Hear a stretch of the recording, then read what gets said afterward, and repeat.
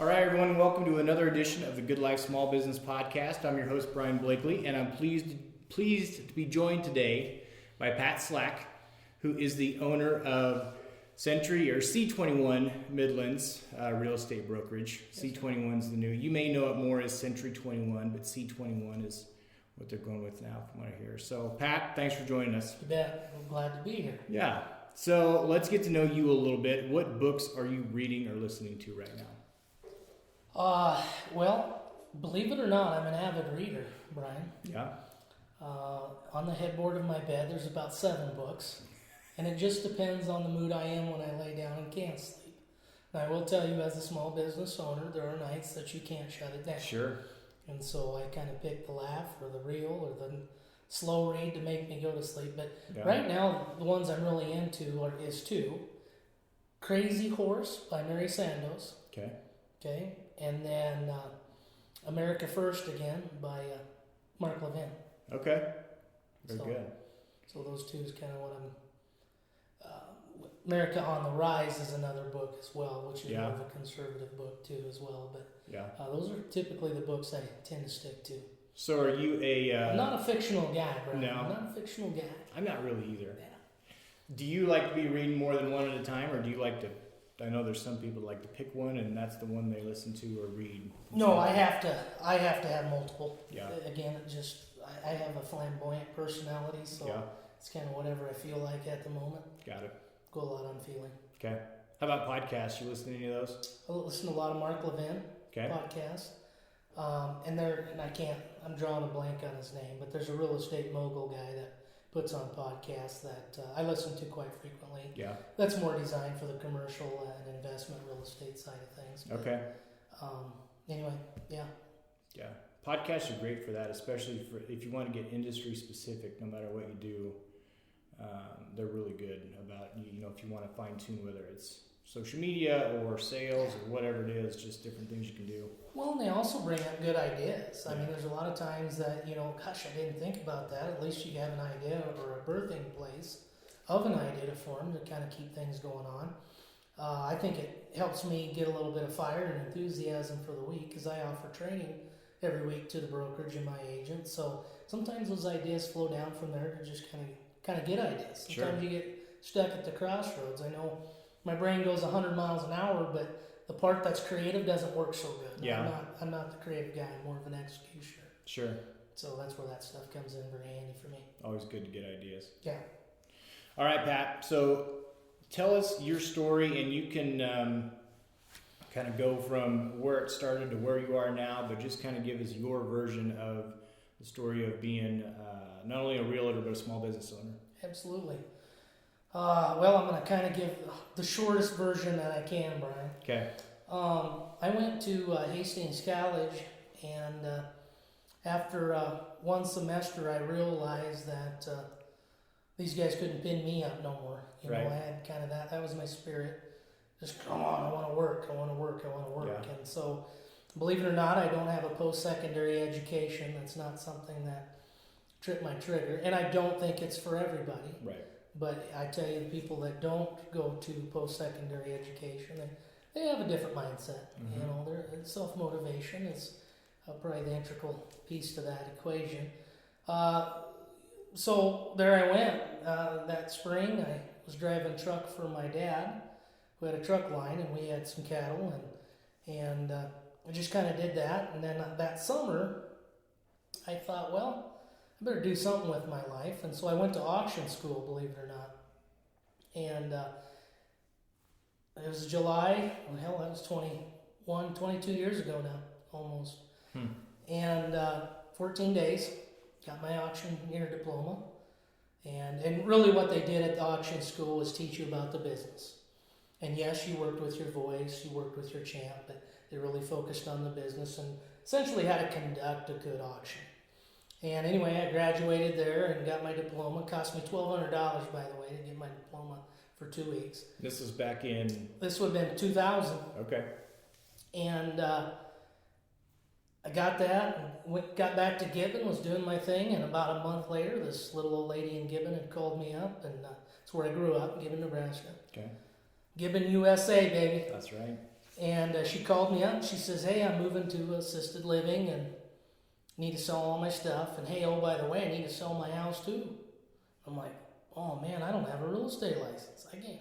So there I scrambled and I went to Lincoln for, in the same month, 2 different weeks for the full week to get enough hours to sit for the exam back in that day. And passed the exam and sold her house, did the auction, there I was. First thing I ever did, month out of going to school, and it's never quit since then. I mean, it's just always continued on.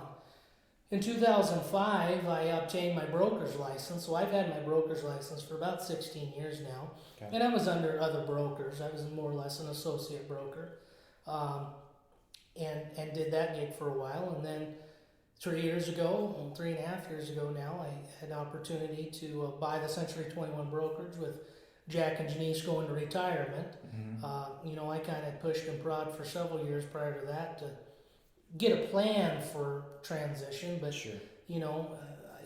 they'd been there all their lives doing it too, so it was a pretty emotional transfer, I guess, is what I would say. And anyway, we finally got it done, and here I am.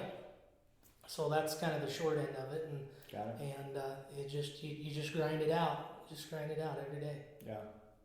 So what? And we talked before we hit record, but one of the things that I wanted to get your take on was, so you were a realtor, broker, and maybe you can explain the differences there too. But what are some of the challenges where you are your trade is to be selling houses, to be a realtor, but to buy the franchise for C21, and now you're a business owner, and so you've got other realtors that are here with you, and you've got to kind of maintain all the other stuff that you didn't have to deal with before.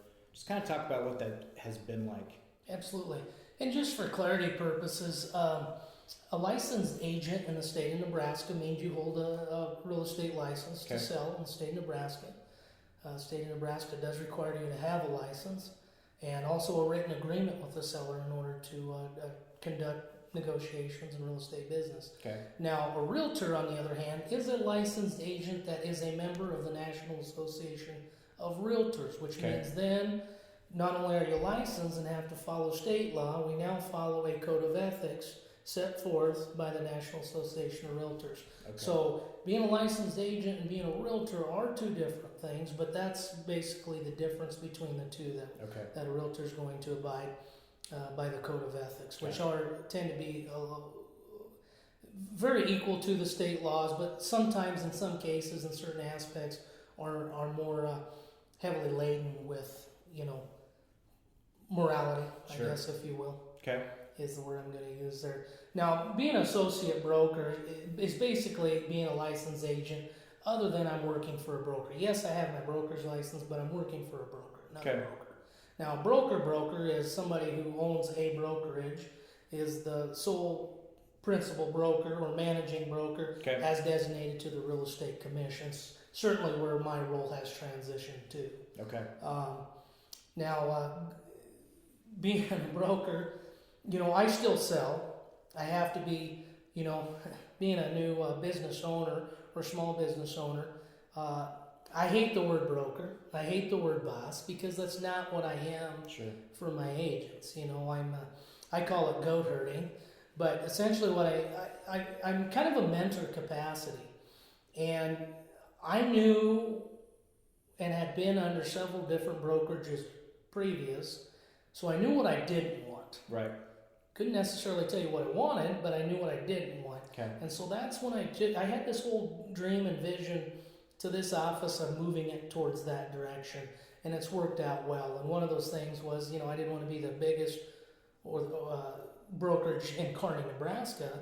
I essentially wanted us to be the best, and that's why, mentorship is very important. So if I get new agents, I do a lot of training, a lot of technical training and self-betterment training, because my folks, when they show up, they bring value to the table, and that's highly, highly important to me.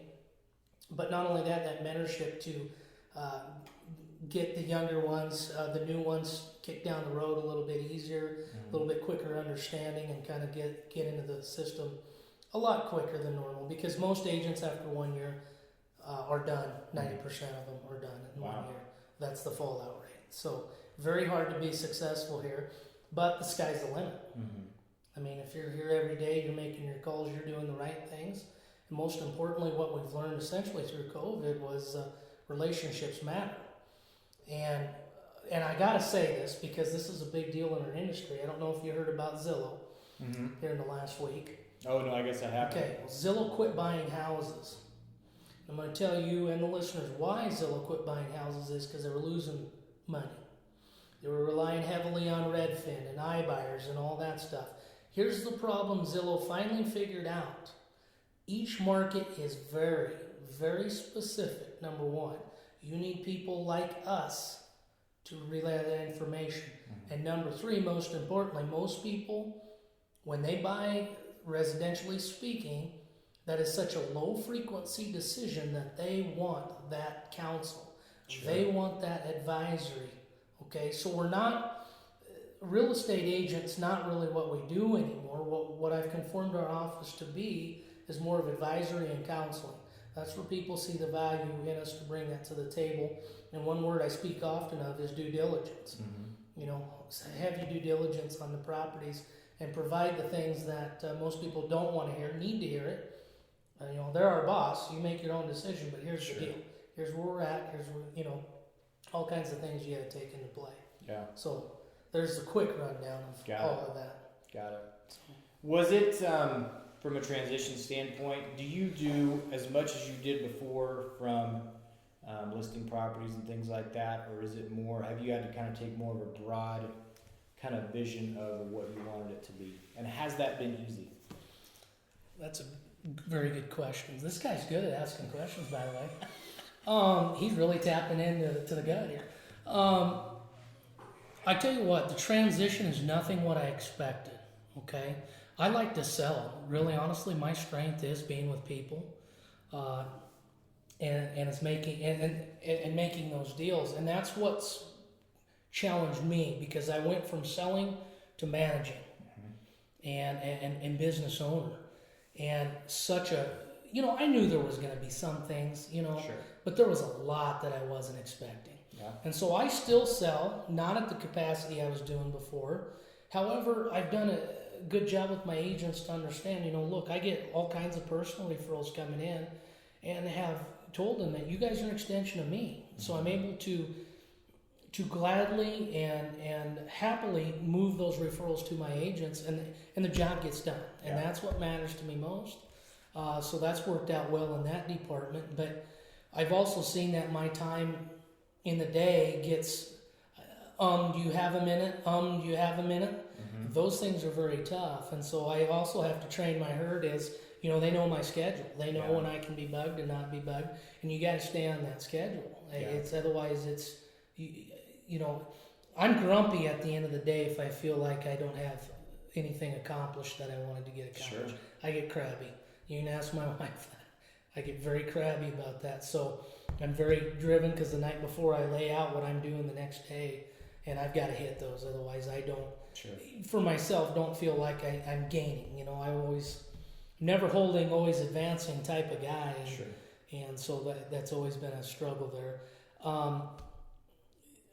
One thing that worked out, and it's just dumb luck, Brian, when I bought the brokerage 3.5 years ago, C21 was going through a rebranding. So it was just dumb luck that, you know, I bought the brokerage a month later, hey, we're changing the whole face to this baby. And so we got new, you know, each agent has their own online portal basically to manage stuff, some CRM stuff. But, you know, the logo, the colors, that transitionary stuff, signage was all good. I mean, that absolutely worked in my favor to do that. And they don't call me lucky for nothing, but that was one thing that was lucky because was I planning on spending more money on signage? No, but that's a big thing. You know, the other thing was our previous location was okay, but you know, you get on 2nd Avenue, the heavily dragged street here in Kearney, everybody's flying up and down. We're no longer a place where people just turn in. We are a destination. And that was exacerbated, and we learned more of that during COVID. I mean, COVID really saw what we can do without having brick and mortar, but you still got to have that presence. And so by moving the brokerage to our new location, we found our new home, worked out well to establish, because I think there's a certain degree of class that you got to have and a minimum, I think, to be successful and have that face in the community. Because we are big community players, whether you want to admit it or not. At least my agents are heavily involved with a lot of things. Yeah. So. Well, that's just stuff that, like I said, the rebranding and all. And the reason I guess I'm kind of harping on this maybe a little bit is there is, and I feel like even myself in my business, I'm a little bit in this phase or season right now where when you start out on your own and you are the only one in your business and you're doing your trade, it's easier to feel like you got something accomplished that day. But at some point, when your business grows, there's a place where you have to take a step back, and you're not in the day-to-day. You have to take a step back and kind of cast a vision for the people and the employees that you have. And so, but that's not easy. I'm not finding it very easy, but I see that it needs to happen. And so at some point, if your business becomes successful, that's a challenge that you have to overcome. Yeah. And I'll tell you personally about myself, I'm very good at seeing the whole forest and being able to see on the other side of that forest. The trouble of it is the ends justify the means. Sure. I'm an executioner, so I'm ready to get there, but my problem is micromanaging or being able to feel good about delegation. Sure. I've really had to learn that the last 3 years, and I think a lot of people don't know, and my agents know this, but I've had a real estate coach for about 5 years now. And that was probably, and when we have our stuff twice bi-monthly basically, and we go through different things, and that's my accountability to somebody. Sure. And he does hold me accountable. That's what it is. And he's really helped me get my mind more of an executive style thinking than just, reactionary to everything, playing defense all the time. Let's go on offense for a change. Right. And so that's been very helpful. For that. Now, as a new business owner, Brian, I will tell you, here was my first 3 years of business in the real estate world. Year one, we had 2 500-year floods. Highly affected our market. I mean, these little towns, some of those properties there, properties here in Kearney getting damaged. Which would have been 2019? Would have been 2019, okay. Yep. And so, second year was COVID, so we had to deal with that pandemic. And now this year, we're facing an inventory shortage. And that's very hard on my residential agents right now. The demand is there, but when you have all this competition for that single house that hasn't shown up for 2 weeks, it's like vultures. It's go, and you got to we've had to be very dynamic and figure out negotiations a little bit. And one thing that our office in our training sessions weekly have really broke down too is that not only speaking on the buyer side, it's very competitive, but the seller side. When times are easy to sell, everybody gets in their mentality that, hey, I can do this, I can do this, I can do this. But we get a lot of cleanup calls, Brian, and after the fact stuff, and those aren't easy to deal with sometimes because people got in a little bit more than they should have got in, or bitten off more than they can chew. And so I go into the for sale by owner market, okay? So this time now we're dealing with for sale by owners, which is a little bit more than normal.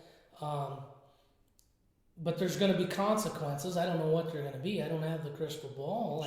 Nothing's going to change until we get this inventory problem figured out. That's going to take years, to be honest with you. And so we're really analyzing that every week and going through that, so we're on top of that and being able to relay that information to both buyers and sellers. But we also feel that over the years that sellers probably haven't been represented as well as they could have been, which stems to the for sale by owner problem. When you start bringing value to the table, they got a different look at you and what you can bring, because oftentimes they made people a better situation and was able to pay for it all, and they still made more. But a lot of people don't like to listen to that. They won't give us the chance to listen to that. So it's part of the game. So you talked about really 3 things that couldn't have been predicted between the flood, the COVID, and the inventory shortage right now. But talk about one of the questions that I've asked everyone is just talk about your experience through the pandemic, because there were some businesses that weren't really affected by it or maybe even thrived through it.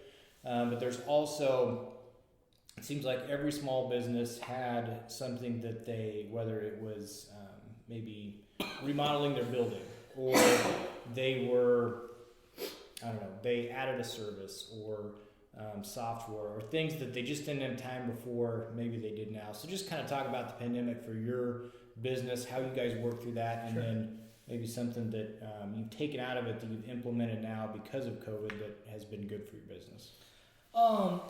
Again, another dumb luck Pat Slack scenario is, the previous location we were at when COVID started, I was leasing that space. Knew that's not where I wanted to be. Okay, but I was going to buy some time, figure out things. Well, the summer of COVID, after it struck, I had found this location and was able to get this purchased. But I knew that, this was a great time to do this thing. However, not a Pat Slack luck thing. Fall of last year, when lumber prices started going up, shortages, all kinds of things. So I was in the middle of a rehab, going through all that just like everybody else. So I know the pain involved, and so don't my agents, because we were supposed to, what should have been a 3-month project, wasn't a massive rental, but it was enough that should have been quick, turned out to be 6 months. For your office here. For my office here. Yeah. Just simply because we couldn't get things in and things of that nature. I mean, the wallpaper, for example, come from New Jersey. Supposed to be here in a month, took 4. And so you're trying to get things finished up and keep kicking the can down the road. So that date just kept going backwards and backwards and backwards.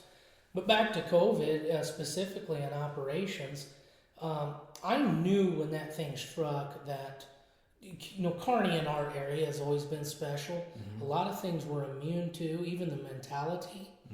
So, yes, National Association of Realtors and the Nebraska State Association was zipping out things of what we should do. Well, I'm a guy who bucks the system. I use that as a guideline or a template for what I wanted to do, but we never shut down. Take that back. We have a rental department here. We did shut down for 1 week. We still worked here, but we closed the doors, appointment only, and that was after spring break of the college, after we first hit, because we didn't have enough information. So I was closed for 1 week. Otherwise, we didn't, and we found that most of our clients and customers, we quit riding around with people. That was probably the single biggest thing. We met people at property, wore masks, did that type of thing, but our day-to-day operations really never changed. But I will tell you, renovating this office during COVID, I found that technology was going to be more important. That's one thing I did learn. And so I put, dropped in Cat 7 cable in here. I did different routing things here, did different AP services here. Okay. And that was a big thing. I mean, so I could be here 20 years, and what's in the wall's not going to change anything. It just, I'm glad I did it at the time. Yes, it cost me more money, but I looked at it as an investment because now I don't have to do it again. Had you thought about doing that before? No, I did not. No, it was just, we were going to use existing Cat 5, whatever was in here, string some new Cat 5 to meet outlets or whatever. But no, I said, let's kick it up. Let's kick it up a notch. And then we were able to, we got fiber optic here, so we knew our internet infrastructure was just awesome, our IT. So I just said, forget it. Let's kick it in gear on this one. Sure. So no matter what we do in the future, because we're only running about 20% capacity of what this office can do technology-wise right now. Yeah. And I mean, everybody can be watching videos, downloading everything, and we don't even get a burp. Wow. It's nice. And my belief, because I've never had it as an agent or a previous associate broker, was I really believe in facilities and technology. Yeah. And I think that's very important for retention and recruiting for agents too. So, I'm proud to talk about that because this whole thing here was a big vision of mine to knowing what I didn't want to go forward to that, what I want. Yeah. Technology, I think, was interesting even in our industry with the insurance side of it. I think that there were, and no matter what industry it was, I think that there was probably some hesitancy to whether it's things like electronic signatures or Zoom or whatever, there was the aspect of you didn't want to lose that personal touch with your clients, and so you did maybe want to adopt some sort of technology. And maybe there were even clients or the buyers.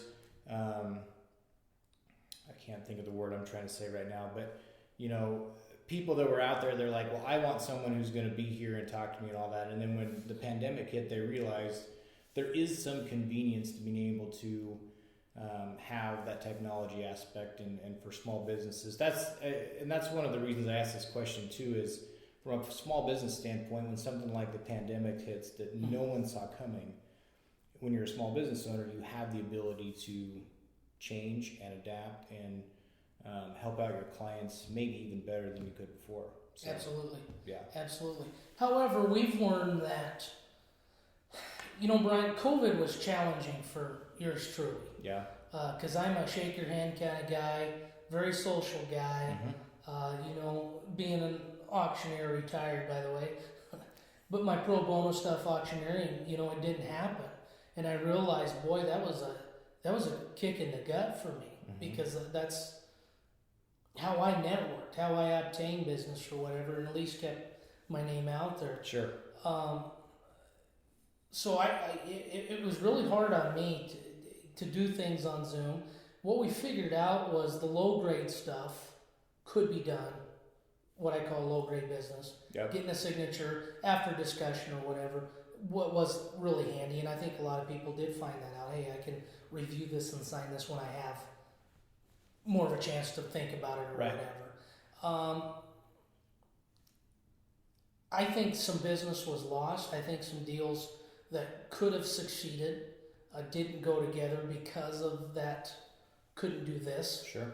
There is an element. It's like picking up a real book versus reading it on your iPhone or Kindle or whatever it is. There's a real difference. Yeah. And we've learned that people still want that. To what degree is still kind of working itself out. Yep. One of the negatives I found with COVID was we found that a lot of our clients that got stuck at home, working at home, I call it Zoom brain. We were oftentimes repeating ourselves, because on Zoom you really don't have to pay attention. Yeah. And so that's what I mean by this, because I know if you're paying attention. Right. At least I could slap you if you're not, Right. to go over something. Sure. So sometimes I think there were some things that weren't heard that should have probably been heard. But I think that's just a spin-off of a consequence of the situation that's unintended. It just is what it is. Yeah. Kind of have to regrow with that, Yep. So. Very good. I want to ask you on you're pretty active on social media. You guys do videos and things like that, showings. Was that your idea, or were you maybe pushed into being more active on social media? Is that something that you wanted?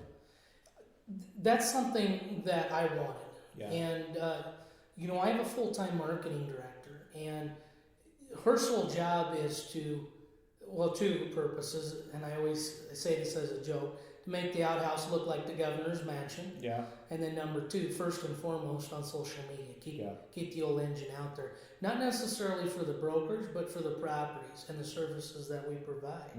That was the biggest thing. And so I pulled her in full time, and that's been nothing but successful, because it's taken a load off of my agents and myself. I mean, that's all she does when she comes in and keeps that thing chugging along. When did you bring her on full time?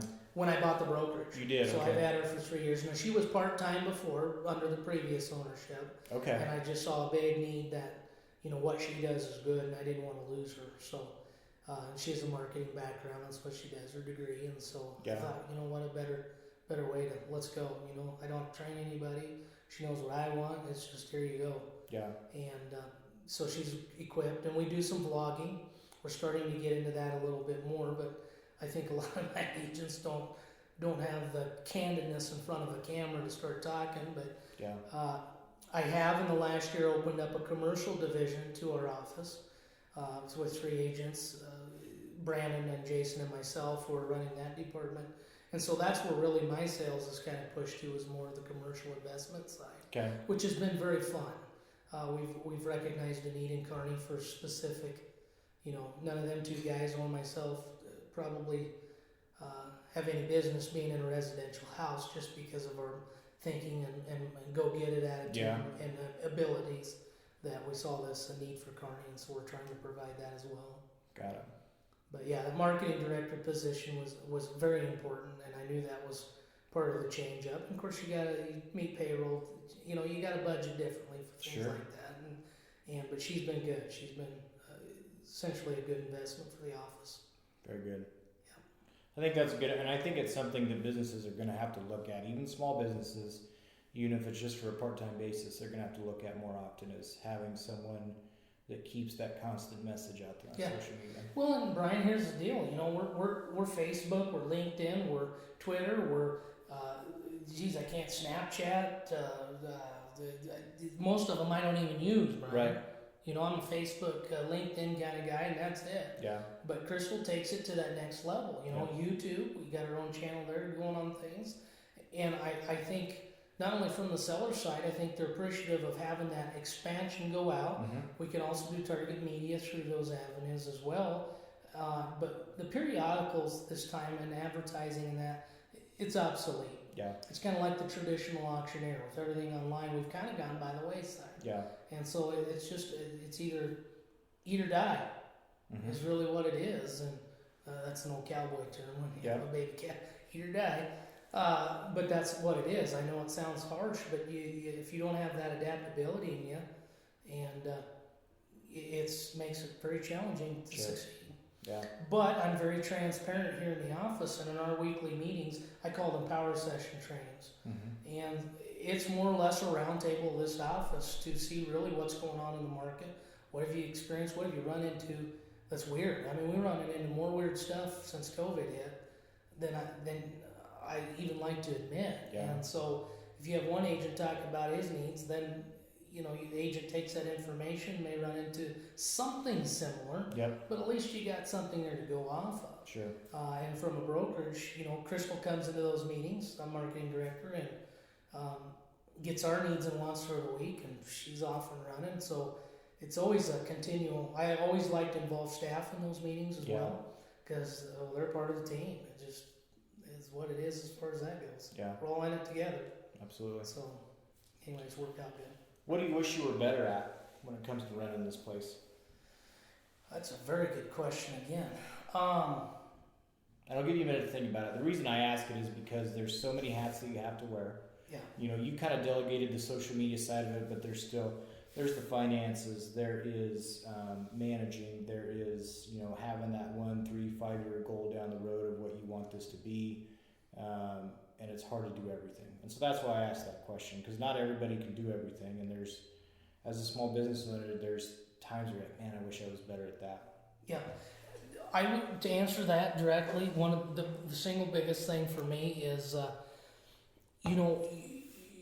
through Century 21 franchise and even our own in-house bookkeeping here, there's all kinds of numbers that you can see to look at trends, maybe things like that. I wish I would make more time for that and really get down to it. But to me to me it's low priority. It shouldn't be, but it is. Yeah.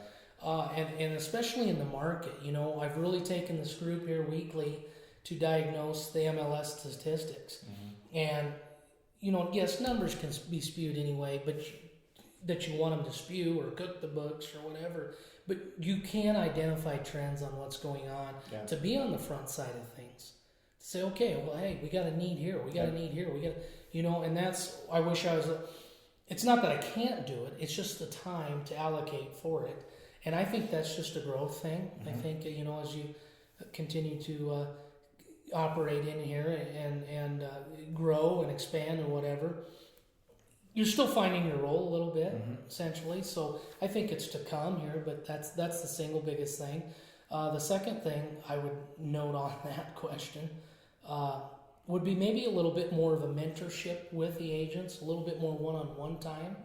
Because everybody needs a cheerleader. Sure. These guys know it. I mean, I blow their minds with the information that they can get and the technicalities of things. I've run into some weird stuff. And I've got Cordy, who's been in here 20-some years, 25 years as well. So combined, we got, 50 years of experience. Sure. And so his institutional knowledge with my loud mouth, we tend to have some dang good meetings, and it's Corey never had that when he was starting out in the business. I never had that, but that's something I want to provide to these guys to get the concrete under them a little bit quicker. Yeah, absolutely. And get to rolling. But mentorship is important. Mentorship's really important, and but we're trying to do that agent to agent mentorship. So if there's somebody coming on new, we'll pair them up with Angie or Brandon there for a little while and ride around and learn the lingo and kind of get dirty with it. And hey, why don't you co-list this? I do a lot of co-listing with my agents when I get a listing on the newer ones to kind of okay, come on, let's go. It's time to go to work and just keep them. I always like that sense of vesting in what you're doing here and the belief in that. So that's how you learn the best, whether it's the hurdles or the weird things coming up, but just to be in the thick of it. Yep. That's how you're going to learn and get confidence. Exactly. Yeah. Confidence is the big one. Yeah. That's exactly right. So what is your favorite part about being a small business owner? I like the challenge. Yeah. I really like the challenge. Just figuring out things day to day. There's nothing the same. Nothing the same. I come in tomorrow morning and somebody's got a problem or there's an issue or whatever. I just like that ability to float. Sure. I'm kind of like the unbridled horse. You just can't put a rein on me. Yep. Okay, and that's me. That's my personality, though. The flexibility and time. I'm not a guy that takes authority real well. Mm-hmm. I challenge it. I question it a lot. Yeah. You can ask Century 21 Corporate, but I keep them on their toes. Yeah. But they've also learned from that, Brian, that Nebraska's different. Nebraska's a lot like New Jersey or New York or Pennsylvania. We're different.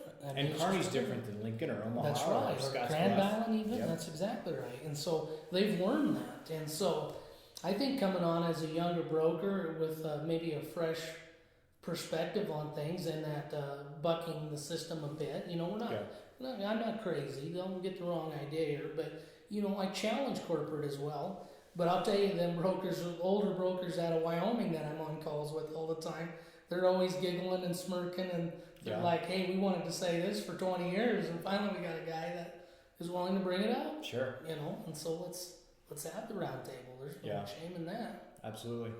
So, but that's essentially what I enjoy. And I enjoy helping people. Yeah. Especially my agents, also customers and clients, but man, to see them guys succeed or get a deal that's been challenging or what have you, that's I've never done drugs, but it's like a crack cocaine shot, Yeah. Just gets in your veins, and it's like the truckers say, once you trucked, it's always in your blood, or you raise cattle, or your farm, it's just kind of always in your blood. Yeah. But that's one thing that I like to see these guys get that. I know what their potential is before they recognize it. Yeah. You see, and so I'm always pushing them for that. And once that light bulb goes on, so they meet where I'm at with them, it's really an amazing kind of situation or feeling, if you will, or emotional hit. Well, and the same excitement you got from selling a house or a property, a business, whatever it was, it's probably fulfilling for you to be able to see that same excitement in someone else. But I mean, even though you maybe weren't directly related to it, you get jazzed up because they, reached even a certain level of potential that you saw in them. And so that's, it's not the same, it's different, but at the same time, it's, being able, and I think that's another thing as a small business owner, being able to give people a vision and help them understand just how much they can achieve, and to, in some way or another, give them the same excitement that you had when you were starting out. That is, you don't maybe necessarily get into business for that, but it's a great consequence. Absolutely. One thing I wanted to, and I tell my agents this all the time, and I'm pulling this up because I want to cite this. I use a little bit different language when I talk about this. Your smile is your logo. Your personality is your business card. How you leave others feeling after your experience with them becomes your trademark. Yeah. And that's the biggest thing. I mean, and I tell my agents here all the time, take them through that experience. Mm-hmm. not all experiences are going to be flatlined and without a curve or without a bump in them. They Right. all have their bumps, but how you treat those bumps and curves is the mainstay. That's what you got to do. Absolutely. And that's the fun of it. That's the joy I get out in it with people. Yeah. Getting that old trench with them and Yeah. being able to experience that with them and get them kind of to my level of excitement. Yeah. You know, and finally have them realize, hey, God, this short guy, he was right on it. Yeah. Right on it the whole time. He's just trying to, come on, you got it, you got it, type of thing. So anyway, that's Absolutely. what we enjoy here. Yeah. And that's kind of how I matched the personality up in the office, Brian. I mean, I've had agents that wanted to broker under me, but I just knew that they weren't the right fit for what I was seeking. Mm-hmm. You know, again, I'm not here to be the biggest. We're here to provide something. We're here to be best at what we can be and do. Mm-hmm. So, Got it. anyway. So, Pat, if you could go back, whether it's, let's say we're going back, 21 years to when you were just getting into business, or even just 3.5 years ago to when you bought the franchise here, is there any advice that you would give yourself if you could go back and say, you need to do this different, or maybe whatever, or would you just let things go as they have? I can tell you that I really wouldn't change a whole lot, honestly. I've had a hell of a go at it, and I still got a lot more to go. Mm-hmm. I'm kind of a guy that's okay living in the unknown. Mm-hmm. You know, a lot of people can't handle that today. Yeah. But I'm okay with it. One thing I would change a little bit, I've always said that I've always been kind of a public success, but a private failure. Mm-hmm. I've sacrificed a lot of myself in this, time for myself, maybe betterment for myself, especially when you have a family and start going that route with things. A guy can always do better on things. Mm-hmm.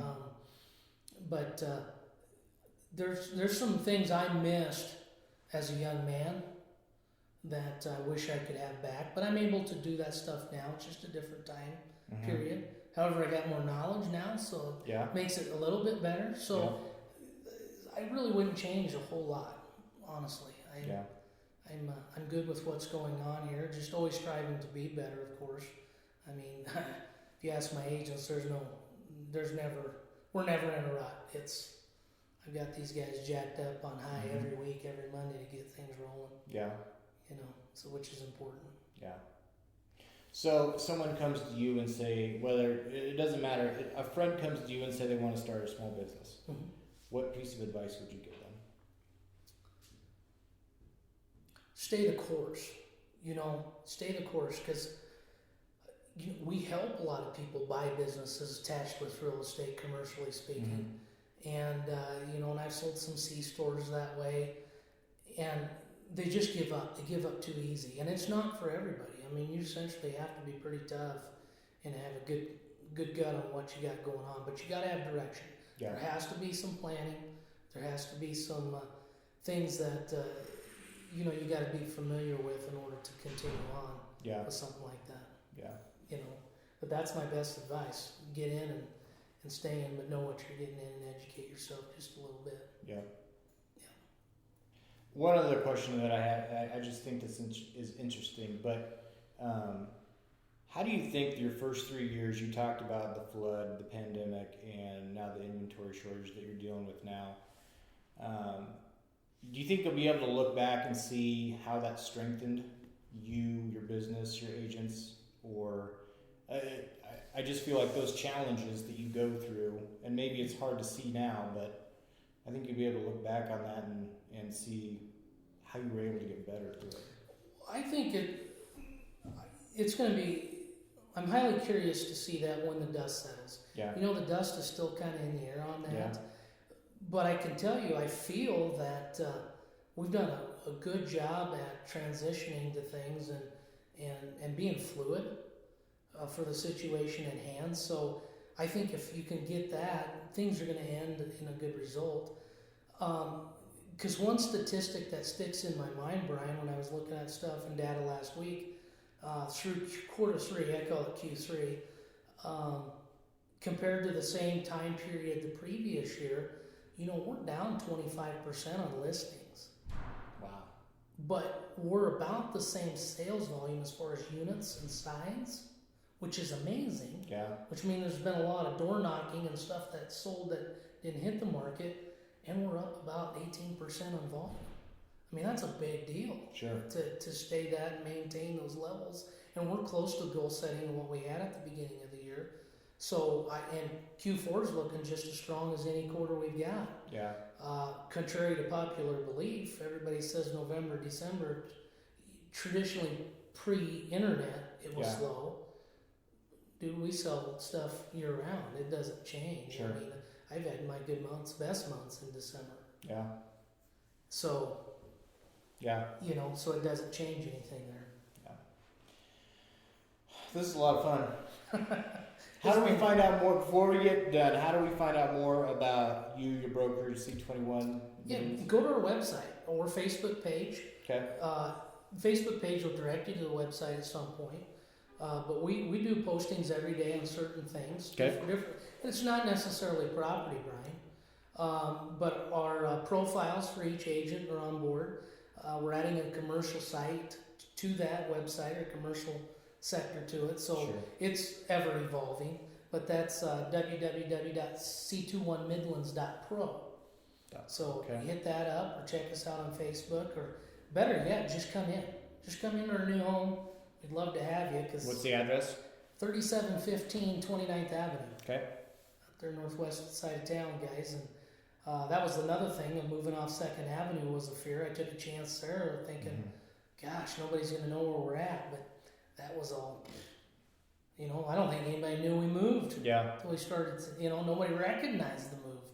But it was joyful to have some people come in and say, wow, this is a lot different than the dungeon. Yeah, that's great. We were in a garden level, so it's just a nice step up and refreshing. And of course, the morale did change when you have different settings to come into every day. Why it does change morale, myself included. Yeah, absolutely. So, anyway. Thanks for sharing your story. Brian, it's good to see you. It's been a pleasure. And thank you for your time for doing this. And I hope you guys can take something from it. Yeah. Or call if you got a question, even about life. Yeah. A lot of good nuggets in there. Thanks, Pat. Yeah, thanks, Brian.